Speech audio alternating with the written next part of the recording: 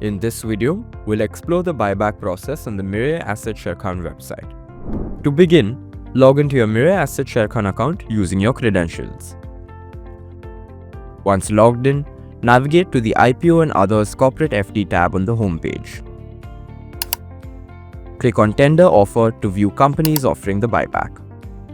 If the offer is currently active, it will show under the Active section.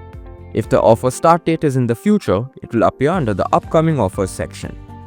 Click on Avail Offer to proceed to the order placement screen. Here you can check your quantity as on the record date and free demat account quantity before placing the order. Click on Place Order to confirm your buyback order. In case you wish to modify or cancel the order, you can do so as long as the order is in pending status.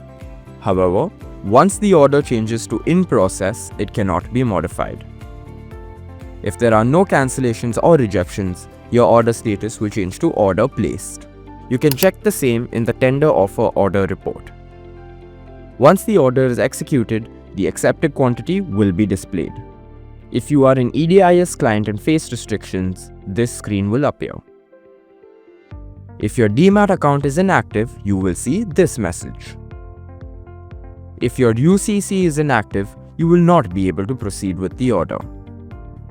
If you place an order for a quantity greater than available or record date quantity, you will receive an error message.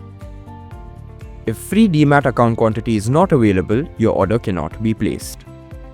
In case if you need any further assistance, please contact your relationship manager. Happy investing with Mirae Asset Sharekhan.